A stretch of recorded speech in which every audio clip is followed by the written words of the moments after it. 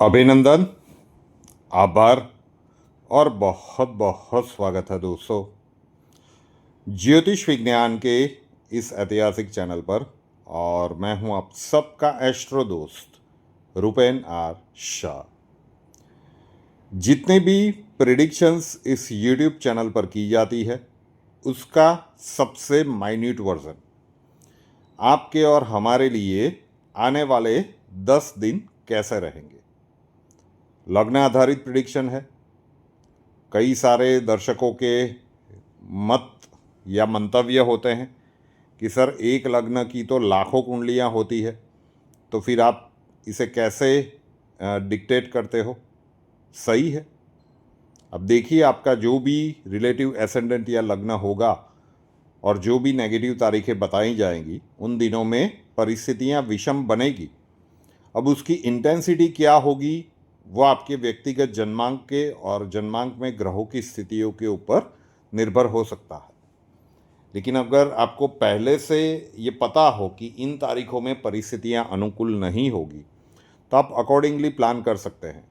Secondly, उसके उपरांत अगर नेगेटिव दिनों में परिस्थितियां विपरीत बनी तो फिर उसे सुधारने में अच्छा खासा समय जाता है और संभव है कि वो दिन आपके लिए लकी हो, पॉजिटिव हो या फिर सुपर पॉजिटिव हो, तो वो दिन वेस्ट हो जाते हैं। तो पूरे महीने को 10-10 दिनों के अंतराल में बांट के ये जानने का प्रयत्न करते हैं और इसी का अगस्त महीने का ये पार्ट 2 है। 11 अगस्त से लेकर 20 अगस्त तुला लग्न से लेकर मीन लग्न का कैसा रहेगा। 2 दिन पहले पार्ट 1 लाइव में किया गया था, वहाँ पे मेष लग्न से लेकर कन्या लग्न की बात की थी। तो तुला लग्न कैसे देखें, आपके पास आपका जन्मांक होना चाहिए। जन्मांक खोलिए, बहुत सारी कुंडलियाँ होंगी, उसमें जो पहली कुंडली होगी उसके ऊपर लग्न कुंडली, लग्न चार्ट या जन्मांक चक्रम लिखा होगा। कुंडली के 12 खाने होंगे और ऊपर वाले सेंटर के खाने में देखिए, वहाँ पे लग्न ल एसेंडेंट या एएस लिखा होगा। उसी खाने में अगर नंबर 7 लिखा हुआ है, 7 नंबर, तो आपका तुला लग्न हुआ। कैसा रहेगा सेकंड फेज 11 से 20 अगस्त आपके लिए। मामला थोड़ा सा टेंशन वाला है। स्वास्थ्य संबंधित कुछ भी समस्याएं चल रही है तो इसे टेकन फॉर ग्रांटेड मत लीजिएगा। इम्पॉर्टेंट ओकेजन्स पे आपके कार्यों को ये बाधित कर सकता है। परिवार के जितने भी बड़े हैं, एल्डर्स हैं, उनसे विवाद को टालने का ये सेकंड फेज है। 11 से लेकर 17 अगस्त स्ट्रेसफुल रहेगा। 11-12 अगस्त नेगेटिव है। 13-14 अगस्त चीज़ों को सुधारने में थोड़ा सा समय मिलेगा। 15-16-17 अगस्त वापस नेगेटिव है। तो बीच वाले 2 दिन थोड़े से आपको कार्यों को सुचारू रूप से करने का अवसर मिलेगा, लेकिन 11 से 17 अगस्त आप कंटिन्यूसली कह सकते हैं कि ये स्ट्रेसफुल टाइम है, मतलब कि नेगेटिव टाइम है। 18, 19 और 20 अगस्त ये अगस्त महीने के सबसे ज़्यादा लकी दिन रह सकते हैं। अब सोचिए कि लगातार 7 दिन नेगेटिव और उसके बाद वाले 3 दिन पूरे महीने के सबसे ज़्यादा पॉजिटिव। तो आपको उसी प्रकार से करना है कि 11 से 17 अगस्त में किसी से वाद विवाद नहीं करना है, स्वास्थ्य का ध्यान रखना है, खर्चों के ऊपर कंट्रोल रखना है, रूटीन कार्यों को करके वो समय का कालखंड निकालना है। 18, 19 और 20 अगस्त लकी डेज हैं आपके लिए। अब बात करें वृश्चिक लग्न की। जन्मांक खोलिए, पहली कुंडली जो होगी वो लग्न कुंडली। लग्न कुंडली में 12 खाने और ऊपर वाले सेंटर के खाने में देखिए लग्न ल एसेंडेंट या एएस लिखा होगा। उसी खाने में अगर 8 नंबर लिखा है, नंबर 8, तो वृश्चिक लग्न हुआ आपका। महीना अच्छा है, लेकिन सेकंड फेज में 50-50 वाला मामला कह सकते हैं। 11, 12 और 13 अगस्त अभी भी आपके लिए पॉजिटिव है। कोई महत्वपूर्ण कार्य करना है, कोई महत्वपूर्ण निर्णय लेना है, आप ले सकते हैं। संतान रिलेटेड कोई गुड न्यूज़ आपको मिल सकता है। तो प्रोडक्टिव दिन है और कुछ हद तक लकी भी कह सकते हैं। उसके बाद 14, 15, 16, 17 एंड 18, 14 अगस्त से लेकर 18 अगस्त लगातार आपके लिए नेगेटिव है। दाम्पत्य जीवन में अगर मैरिज लाइफ के स्पाउस के साथ कुछ कहा सुनी या बोलचाल हुई है तो पुराने मुद्दों को इन दिनों में वापस से उखेड़िएगा मत। स्वास्थ्य के मामले में थोड़ा सा सचेत रहिएगा। कुछ शारीरिक चोट चपेट की संभावनाएं बन सकती है, तो व्हीकल भी इस फेज़ में आपको थोड़ा सा ध्यान से चलाना चाहिए। तो 14 से 18 अगस्त आपके लिए नेगेटिव है। 19 और 20 अगस्त हम कह सकते हैं कि एक प्रकार से रिपेयरिंग टाइम होगा। जो भी घटनाक्रम या परिस्थितियां 14 से 18 अगस्त में विपरीत बनी होगी उन्हें पुनः ट्रैक पे लाने का आप प्रयास करेंगे और ये सेकंड फेज़ आपका समाप्त होगा। अब बात करें धनु लग्न की। जन्मांक खोलेंगे पहली कुंडली लग्न कुंडली। लग्न कुंडली में 12 खाने और ऊपर वाले सेंटर के खाने में देखिए, वहाँ पे लग्न ल एसेंडेंट या एस लिखा होगा। उस खाने में अगर 9 नंबर लिखा है 9, तो आपका धनु लग्न हुआ। चंद्र राशि कोई भी हो सकती है। Second phase average to good कह सकते हैं। सेकंड फेज में आपको अनुभूति होगी कि लक का सपोर्ट थोड़ा सा मिसिंग है, तो मेहनत थोड़ी सी ज़्यादा करनी पड़ेगी, लेकिन मेहनत का पूरा फल देने वाला ये अगस्त का महीना है आपके लिए। स्वास्थ्य के संदर्भ में गड़बड़ियाँ चल रही है, तो सेकंड फेज में अपने खान पान के ऊपर थोड़ा सा विशेष ध्यान रखना होगा। स्टूडेंट्स के लिए सेकंड फेज अच्छा दिख रहा है। संतान रिलेटेड कोई गुड न्यूज़ मिलने की प्रोबेबिलिटीज सेकंड फेज में आपके लिए बन सकती है। 16 और 17 अगस्त आपके लिए नेगेटिव है। 2 दिन है, इजीली मैनेज हो जाएंगे। उसके उपरांत ये सेकंड फेज आपके लिए प्रोडक्टिव है, तो इसे पॉजिटिव की कैटेगरी में रख सकते हैं। अब बात कर लेते हैं मकर लग्न की। जन्मांक खोलिए पहली कुंडली लग्न कुंडली और लग्न कुंडली के 12 खानों में ऊपर वाले सेंटर के खाने में देखिए, जहाँ पे लग्न ल इंग्लिश में हुआ तो एसेंडेंट या एस लिखा है, उसी खाने में अगर नंबर 10 लिखा है 10 नंबर, तो आपका मकर लग्न हुआ। मेहनत का फल देने वाला ये महीना आपके लिए भी है। कैरियर प्रोस्पेक्ट्स में कुछ नई अपॉर्चुनिटीज़ मिली होगी और अच्छी खासी भागदौड़ भी आपको करनी पड़ी होगी फर्स्ट फेज़ में। ये सेकंड फेज़ में भी कंटिन्यू रह सकता है।